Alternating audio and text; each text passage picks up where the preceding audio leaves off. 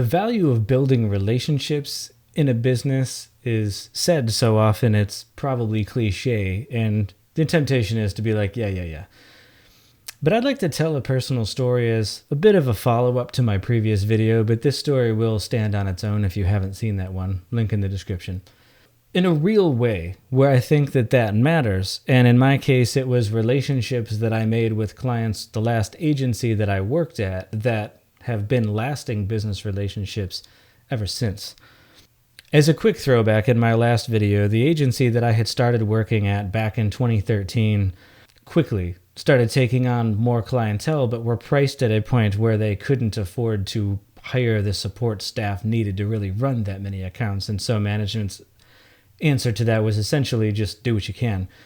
And I have, over the course of my career, noted that my comfort zone is usually between 6 and 8 active SEO clients at any time that I think I could manage well and do a good job at without hating my life and without needing a whole support team behind me. And for reference, I was handling 25 at one time, single-handedly, when I worked at that agency. So triage became a necessary part of my vocabulary. I had to go into it saying, you kind of do have to play favorites. You kind of do have to pick a couple of accounts that you're going to make sure everything gets done on each month, and then the rest you just do the best you can. And that's not necessarily fair, but I rationalized it at the time by thinking, well, I would rather at least have a couple of real wins every month that when I talk to these people, I'm not BSing them and like it's something I'm proud of than to probably fail at everything with all of these people. And some of what made me pick some of the people that I ended up putting more time into was they were easier to work with. They seemed more gracious or, whatever about the work. In some cases, they were a bigger client. I had a good rapport with these people. It was nice every time I talked to them, even if some of the other people in the company didn't always get along with those clients. And I tell this next part of the story only to illustrate, you're showing a commitment to your clients is noticed, and not to just, pat myself on the shoulder for doing it. But I'll go into the why in another story, but suffice it to say, it was clear to me the day before I ended up being let go that I was going to be let go. Some of the clues were the company just signed its biggest client, and they called all of the major staff except me into the meeting to meet with that client, which when I'm the marketing director, I made more sense than half of the people that were in that meeting to be in the meeting. So it was sort of a clue. Things weren't real great with me and management at that point anyway, so I kind of saw the writing on the wall.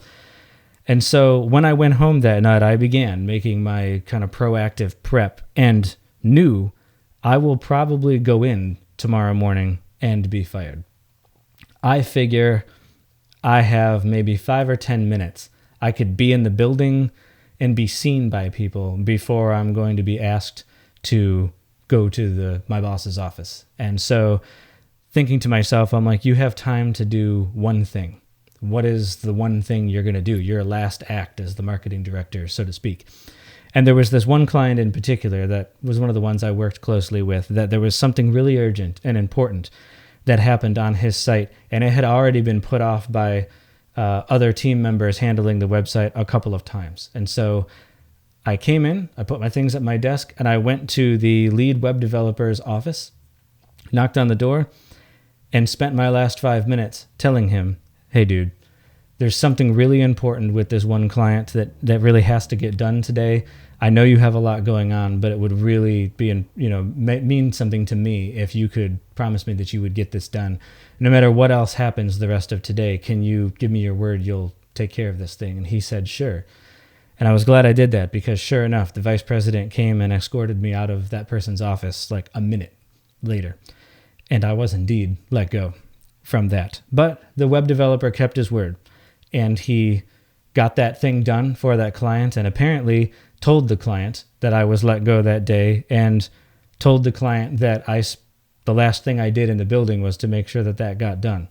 Obviously, that spoke quite a bit to that client, that of all the things I could have done knowing I was about to get fired, I made sure he was taken care of first. Why does that matter? Well, some point down the road, it was, I think, just shy of a year later, that person came to me, called me up one day and said, essentially, I really liked working with you when you were at that company. It was clear that you were the one taking care of us. And after you left, like our account went to hell and no one seemed to care about us, or our business after that. And we parted ways with that agency and now really find ourselves like not knowing where to go next. Could you still help us? I said, sure. I thought ethically, I was in the clear at that point anyway, because I'm like, hey, I didn't hunt this client down. I didn't go poach them from the agency I worked at. They came to me and they had already fired that agency. So they're fair game at this point. And that client has been with me ever since. At first, I just did some on and off consulting with that client. It wasn't an ongoing thing. And we did some work together for a while. And then it was maybe like 6 months that we didn't, do any business. And then he would come back and ask me for some other things. And then a few years later was when he asked, like, can you just handle my website for me like you used to? And I said, sure. And so it's been just about 10 years now since I worked at that agency, but he and I have worked in a direct ongoing capacity for probably 6 or 7 of those 10 years since then. And that happened with a couple of clients. I can't tell you how valuable it was the month that I started the SE Optimist in 2017 to have 3 clients immediately. 2 of them were these clients that I had serviced years back who had called me and wanted me to help them. And 1 was a referral that I just happened to get from a colleague of mine in that same month. It felt like a tremendous wind under my sails to start that business instantly having 3 clients. It wasn't an amount of money that was going to make me like jump out of my chair, but it immediately took me from that, I'm not going to starve, am I, to, this is a strong first month. Like if I can get these 3 immediately, bam, I'll just get like 1 or 2 more over the next couple months. It'll be like good to go for a while. And I relate this because I know it's cliche to say, we value our relationships at this company and it's blah, blah, blah. And, a lot of businesses say that and it sounds like the kind of thing you would roll your eyes at. But I got to tell you, from my experience, like there's a heck of a lot to it. And it's common. A lot of people in SEO say that it's not unusual to keep a client for 3 to 6 months and then they move on for any number of reasons. Even if you've done a good job for them, you tend to just get fired anyway because they decide to do something else. If I believe that and that's normal, I would say, well, then I can't tell you what kind of solidarity it brings to my business every month to have a couple clients that have been with me for 7 years.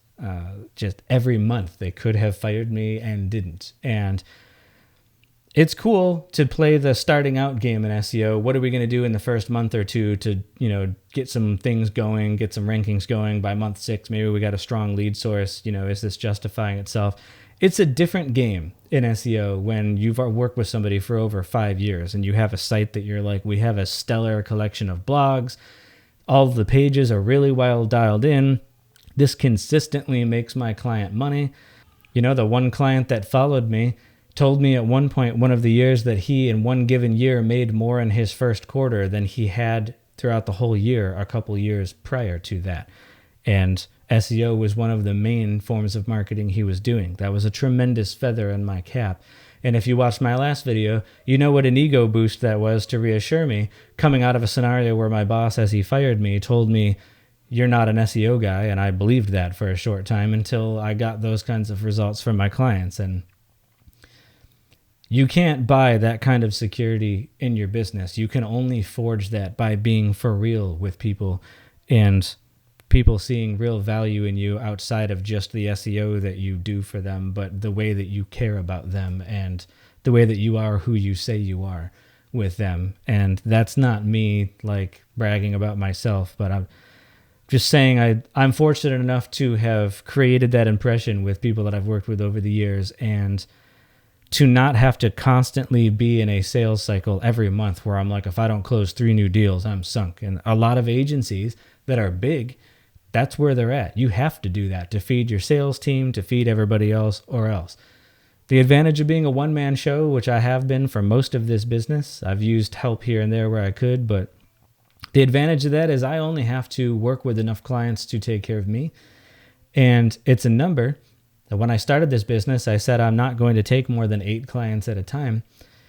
Then it's a number where I know I can stand my best chance of doing a good job for everyone I work with. Now, of course, there's no guarantees in marketing, so I've had a few here and there over the years where The work we did together in a few months wasn't enough, and we parted ways with a handshake. But it was never angry. It was never someone saying, well, this was a waste of my time. I'm sorry I ever worked with you, Brian. Like, it's not really ever been that. It's always just been a polite, I think this is the extent of what we're going to invest in this. Thank you for your hard work. We're going to go another way now.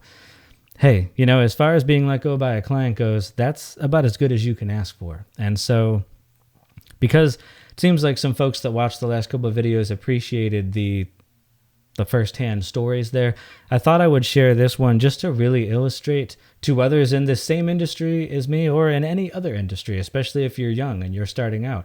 And this is for whether you have a job at a business or you're starting your own thing, doesn't matter. Do your best to take care of the customers that you work with, because they really are the lifeblood of wherever you work. Even if you work for someone else, don't take your paycheck for granted. 2 places that I've worked at before, on a random Wednesday, I was laid off. And you might have thought a couple of months before that the company was doing really well. And then all of a sudden, they're like, we don't have the money to pay all these people, and you're one of the people we're letting go. And bam, with no warning. That's happened to me a couple of times. And so it really trained that employee mindset out of me. Do not just take for granted that you'll show up 40 hours a week and then there'll always be a paycheck, because not necessarily. If you're not really sewing into the company and doing your part to help the clientele, none of that is certain. And even more so when you have your own business. And even if you are a business that is always in a sales cycle, that truism in marketing can't be said enough. It's way cheaper to resell to an existing customer or a past customer than it is to find somebody brand new. And even if you only work with somebody for a couple of months, you could either find a way to work with them again later, or they could at the very least be a referral source for you. And take it from me, sales are a heck of a lot easier when you're walking into a meeting being highly recommended by somebody who likes you than they just found my website and decided to give me a call. That's a totally different conversation. And the more warm referrals type meetings you can have, the easier your life will be. So those things are my 2 bits of advice for this video that I thought I would share based on, like I said, some real tangible experience. And it mattered at the end. So many things I might have wondered about that position that ended poorly all those years ago. Did I do this? Did I do that? Did it matter? It showed me that it really did with those clients, especially that one that I spent my last morning trying to help. And then he followed me because that's who I was and that's who he wanted to work with. So don't think that trying that hard or being that deliberate to do right by people goes unnoticed, because it does. It's noticed and it matters. Share your similar stories or questions below in the comments. I love reading that. And otherwise, I appreciate you watching and bearing with me for another story, and hope you got value out of it. And I'll catch you guys in the next one.